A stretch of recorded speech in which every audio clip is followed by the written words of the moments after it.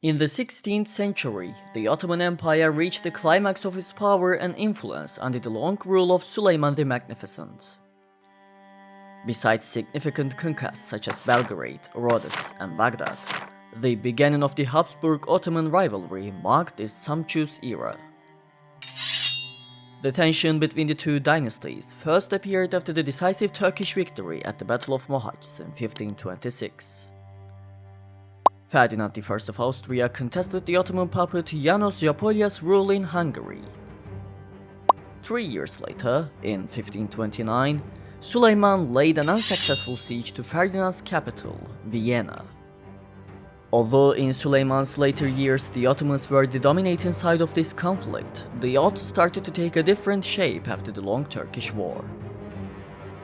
Fortunately for the Ottomans, the Holy Roman Emperor would have to fight a costly war in men and resources for 30 years.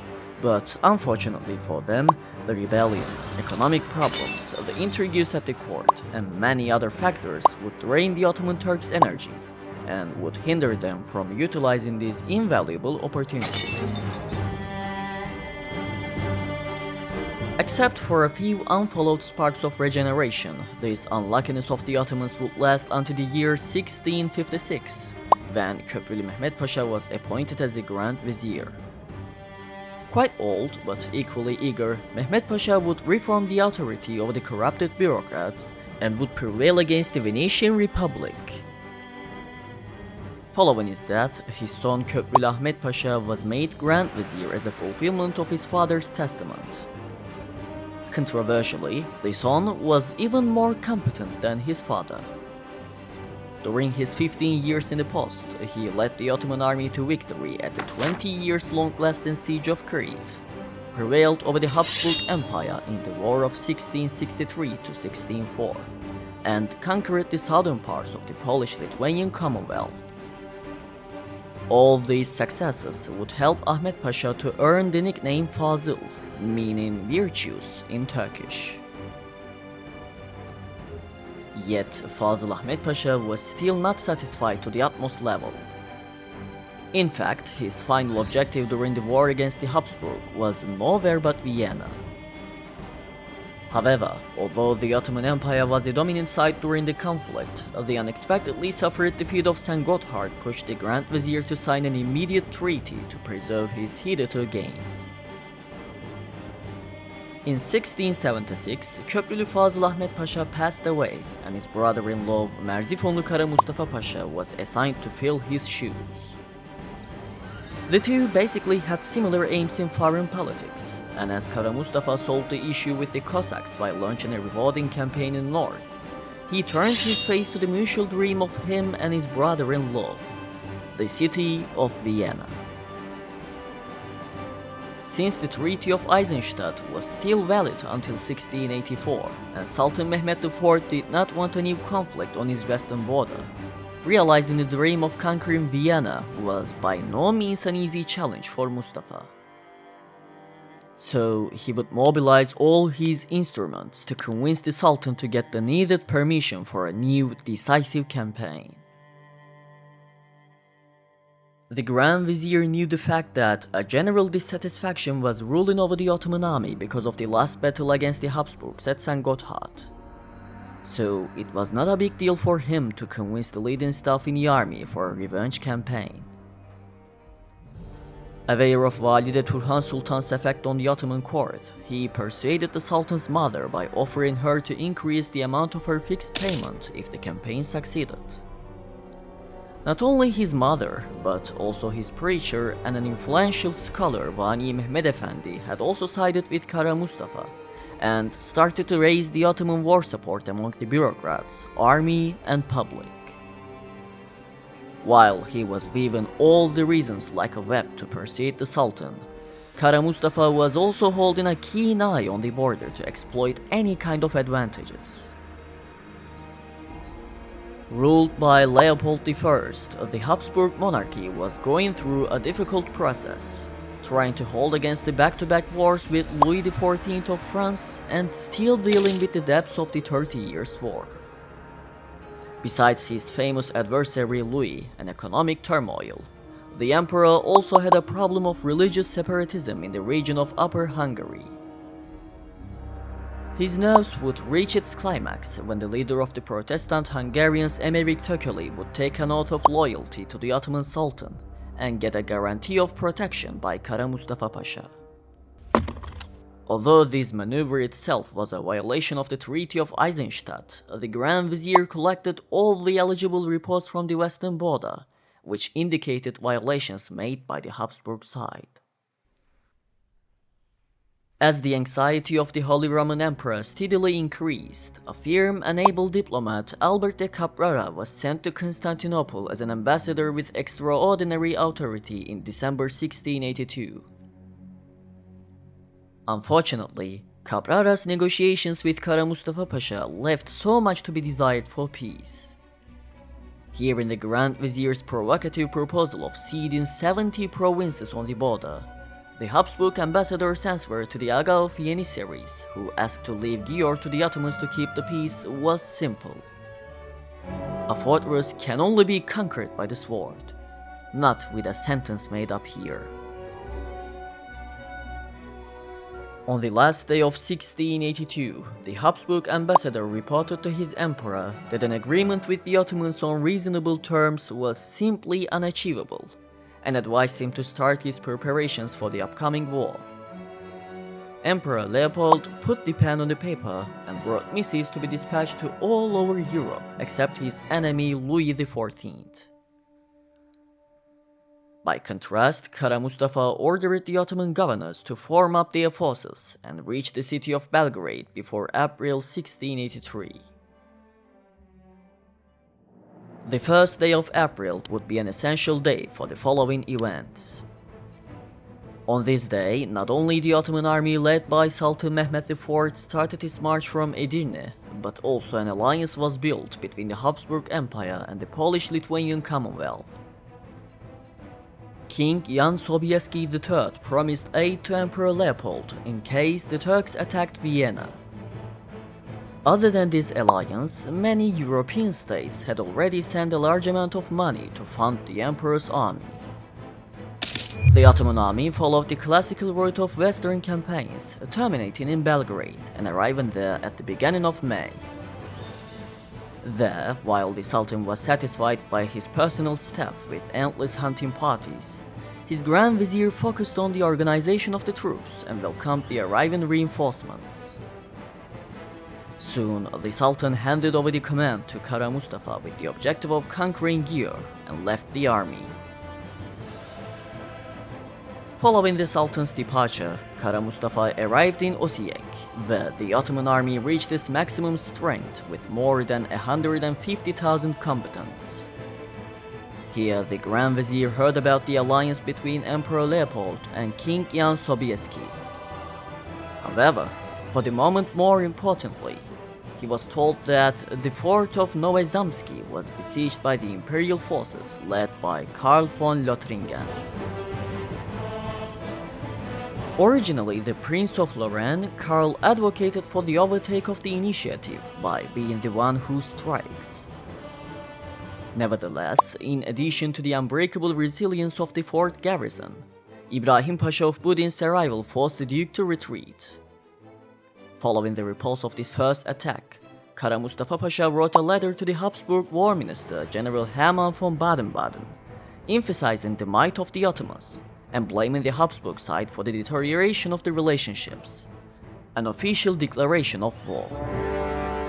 Leaving Osijek on the 17th of June, the Ottoman army reached Székesfehérvár on the 25th of June. Meanwhile, the electorates of Bavaria and Saxony started to send their vanguards to reinforce the imperial army.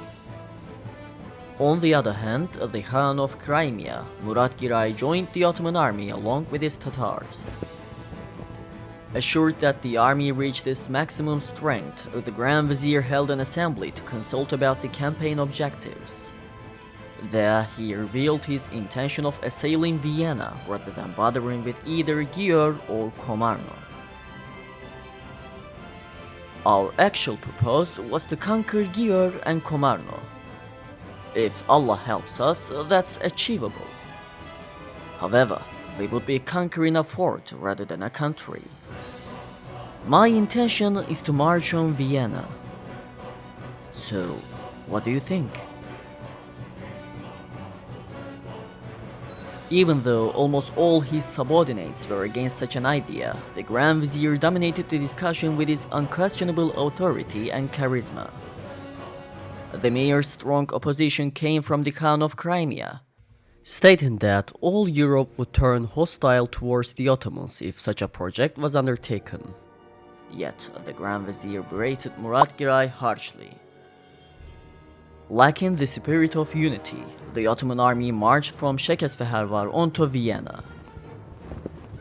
Only when they came before the walls of the campaign's official goal, Gier, did the imperial forces eventually realize the vast quantity of the enemy. Convinced that it would be senseless to fight, the garrison commander stated that they would cede Gier if the Turks managed to conquer Vienna. So, the Grand Vizier left a force of 20,000 men under the command of Ibrahim Pasha and kept moving on. On the march, the Turks captured the fortresses of Tata, Papa and Veszprém. Additionally, Kara Mustafa Pasha assigned one of his subordinates, Kör Hüseyin Pasha, to meet Tököli by crossing to the other bank of the Danube and conquer Pressburg. On the 7th of July 1683, a small imperial army confronted the main Ottoman force led by the Grand Vizier near Petronet. Though it was by no means a significant clash, the news reached Vienna was enough scary to drive more than 60,000 people away from the city. Among them, Emperor Leopold I and his family, riding to the relatively safer city of Linz. Appointed by the emperor as garrison commander, Ernst Rüdiger von Stauffenberg put in tremendous work by stocking an adequate provision for up to 4 months, and hired the engineer Georg Rimpler to strengthen the city defenses. Although the time was swiftly running against him, Rimpler managed to reinforce the critical positions successfully to a great extent. The next day, Kara Mustafa sent a letter to Sultan Mehmed IV, informing him that he changed the campaign objective from Gier to Vienna. 3 days later, Kara Mehmed Pasha's force occupied Haimburg, and finally on the 14th of July, the Ottoman army appeared before the walls of the Habsburg Empire's capital. Led by the Grand Vizier Kara Mustafa Pasha, the at least 120,000 strong Ottoman army reached the gates of Vienna. By contrast, the imperial forces under the command of Graf Stauffenberg consisted of 20,000 men, including the haphazardly created militia. Yet, Kara Mustafa's great mistake in supporting the army with sufficient amount of guns and the natural defenses of Vienna lightened the burden on his soldiers to an extent. Since the Ottomans could merely attack from the southwest, the imperial commander massed a significant part of his forces there. More to his advantage, he had more guns as a defender than the besieger, a quite unusual circumstance in siege warfare. The Grand Vizier, before ordering the cannons to be fired, sent a letter to Stauffenberg, asking him to either convert to Islam or leave the city and pay tribute to the Ottoman Sultan. As he saw that his words were ignored, he ordered his men to dig to reach the walls. Simultaneously, the Turkish artillerymen opened fire to blast the bastions. However, since they did not have more than 30 heavy guns, the real effect of their bombardment was questionable. When Kara Mustafa Pasha rode his horse in the direction of the Danube, he recognized the significance of Prater Island to the encirclement of the city. Meanwhile, the imperial cavalry of Karl von Lothringen was just retreating from the island to the further north, burning the bridge heading to the city as a precautionary measure. Though it was the sincere desire of the Duke to stay together with the defenders, the day-by-day running out of pastures drove him to decide to retreat. Yet, the events of the 15th of July were not confined to this. As a Turkish cannonball hit the walls, a brick fell down to Graf Stauffenberg's head. Soon, the defenders started to organize regular sorties to hinder the Turks from digging further trenches, although mostly ended in failure. On the 16th of July, the Turkish horsemen rode through the canal and captured Prata Island by slaughtering the imperial troops. As Kara Mustafa would transfer some of his guns to the north, Stauffenberg would have to divide a part of his forces to strengthen this sector. On the following day, the Ottomans could finally utilize their advantage of long-range arms by firing them. To counter this power of the Turks, the imperial forces began throwing bombs at the enemy ranks. At this point, the Turks were only 30 meters away from the ditch separating the inner fort from the outer defenses, so the casualties of both sides started to show an obvious increase. The 18th of July would see the Turks find a waterway flowing to the city. As they cut its road, the resource was completely on their hand. Furthermore, soon a plague would rule inside the city walls. Yet, if there was something to spoil the satisfaction of the Grand Vizier until now, it was the return of the envoy he sent to the Sultan to inform him about his besieging of Vienna. Mehmet IV had literally gone mad after hearing the unauthorized decision of his Grand Vizier. In his letter, he wrote, "Our objectives were Győr and Komarno. Vienna was not even thought of. What kind of disrespect did Pasha commit and besiege there? Well, now may Allah help him. However, if he would ever dare to talk about it before, I wouldn't permit it." On the following day, the imperial troops attempt another fruitless assault, and eventually Graf Stauffenberg ordered to stop them for a while. Well, on the 20th of July, an Austrian envoy carrying an encoded message written by Karl von Lothringen was captured by the Turks. They would try to decipher this letter in the upcoming days. 3 days later, the Ottomans could finally explode their long-prepared mines, and thus caused the imperial forces to suffer significant casualties. While Graf Stauffenberg acquired a light wound, his nephew Guido von Stauffenberg was wounded heavily, and the engineer who improved the city defenses, Georg Rimpler, was killed. Though Graf Stauffenberg would soon form a team of miners to counter the Turkish effort, it would sometimes work out even more harmful for them because of the inexperience of those militias. On the night of the 26th of July, although they could not manage to decipher it, the Ottomans sent Duke Karl's captured letter to the Viennese defenders with a Latin note attached. There it was written that Grand Vizier Kara Mustafa knew the hardships those defenders faced, and offered them to surrender while they still could. Yet, this was another futile try just to be ignored.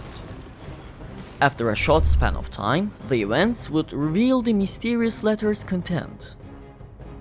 Envoy sent by Emeric Tököly told Kara Mustafa that while Tököly was preparing to besiege the city of Pressburg, the Duke of Lothringen appeared with his men, and to not risk a battle, he chose to retreat.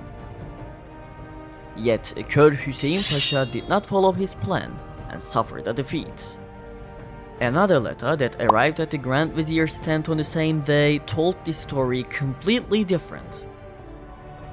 Kör Hüseyin Pasha claimed that Tököly suddenly made the decision to retreat as it was understood that a battle would take place, so he blamed the Hungarian nobleman as being a hypocrite.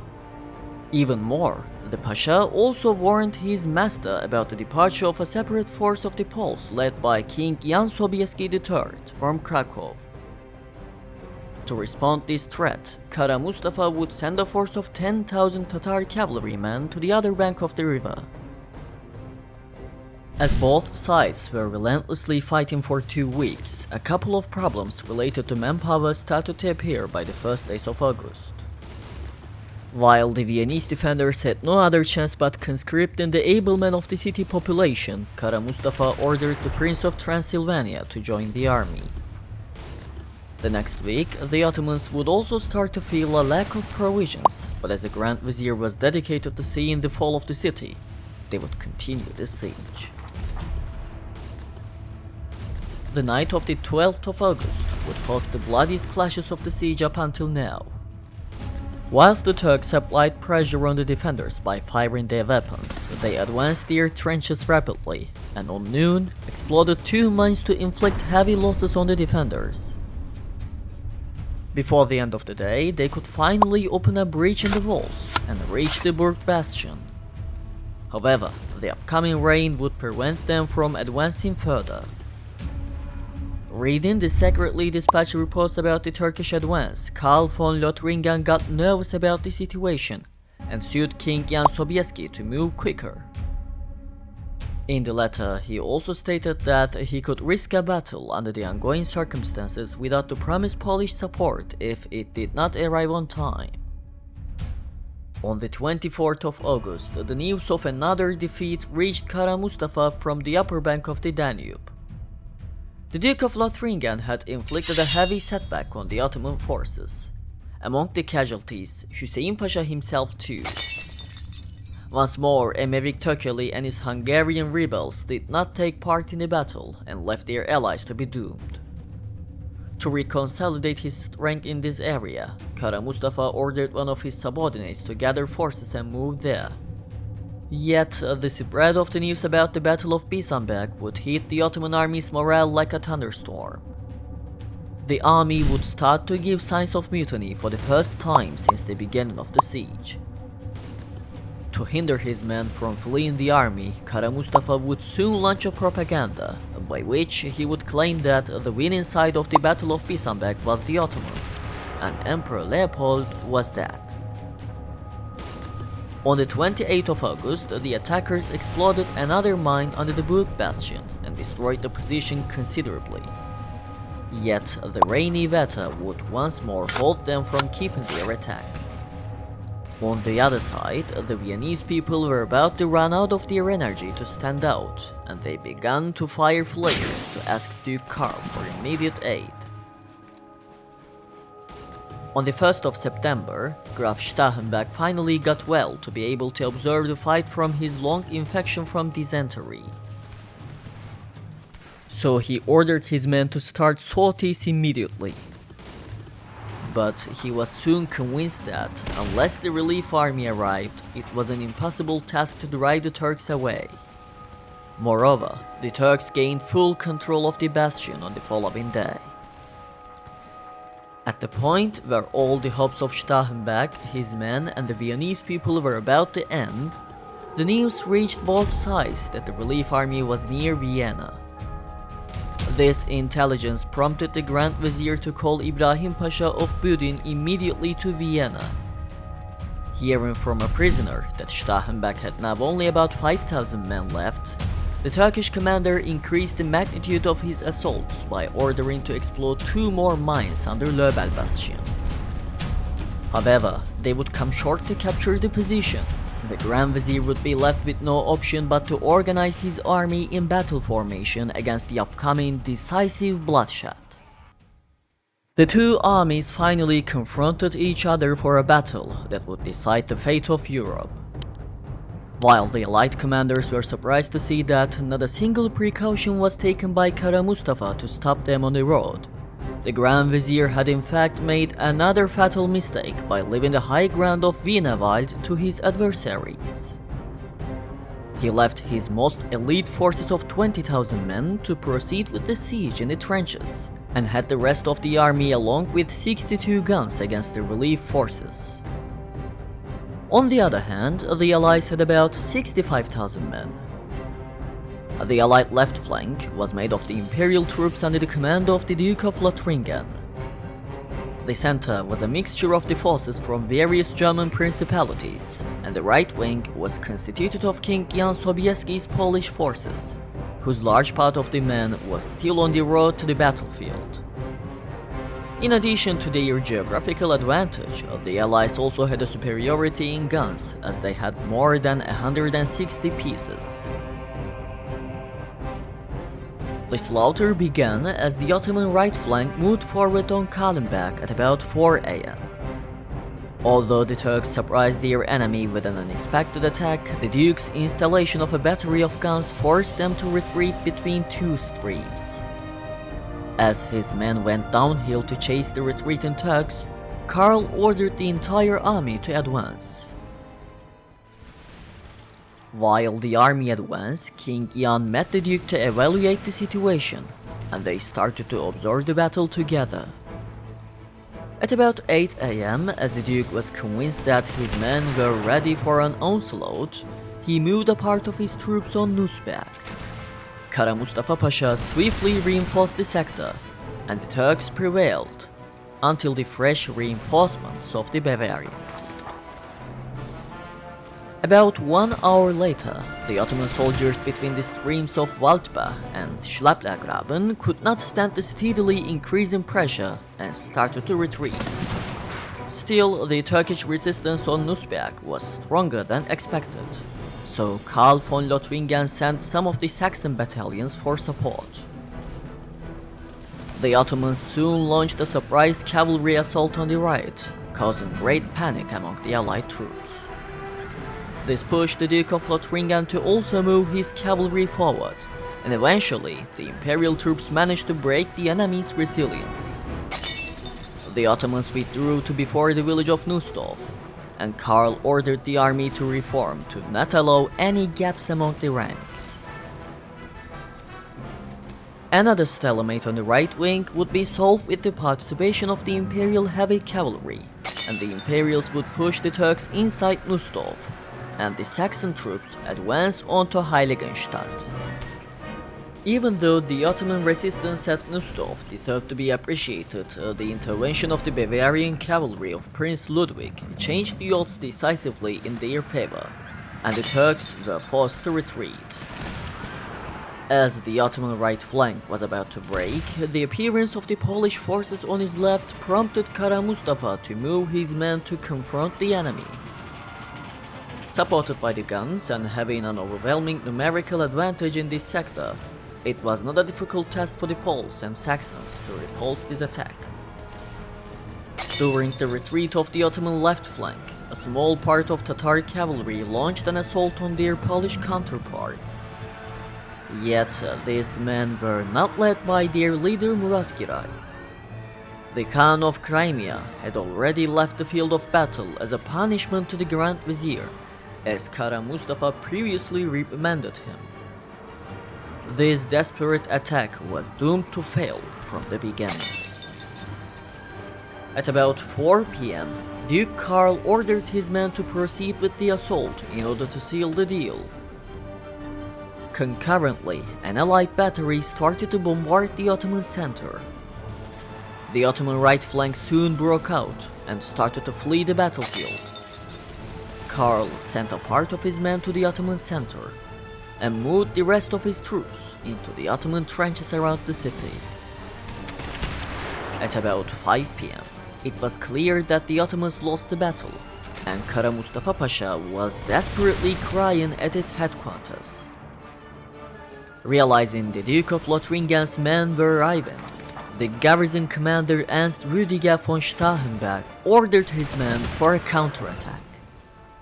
After a short while, King Jan Sobieski led his 18,000 men to the largest cavalry charge in history. The famed winged hussars destroyed the remaining Ottomans, and this event marked the liberation of Vienna from the 2-month-long Turkish siege. Kara Mustafa, who was at the edge of conquering the heart of Central Europe just some days before, left the battlefield by leaving all his treasury except the banner of the Prophet. Since he was still not assured that the Turks were completely beaten, Karl von Lothringen forbade his army from sacking the Ottomans' properties. King Jan Sobieski was not that patient, however. He entered the sumptuous tent of the Grand Vizier and captured his banner, thinking that it was the banner of Prophet Muhammad. He wrote missives to all over Europe to inform them about their victory at the Battle of Vienna. The 2-month-long siege of Vienna concluded in a costly but decisive Allied victory, as the Ottomans would never be able to pose such a threat to Europe once again. The starring actor of all these events, Kara Mustafa, was to be executed by Sultan Mehmed IV because of his failure at the siege and the rest of the struggle. The following years would see a long war of 16 years, where 4 states with different ambitions, namely the Habsburg Empire, the Polish-Lithuanian Commonwealth, the Venetian Republic, and lastly, Tsardom of Russia, revenged their losses on the Ottomans, famous with the name of Great Turkish War in history. Thanks for watching the video. If you liked the video and want to support us, please give us a thumbs up and share it. See you on the next one.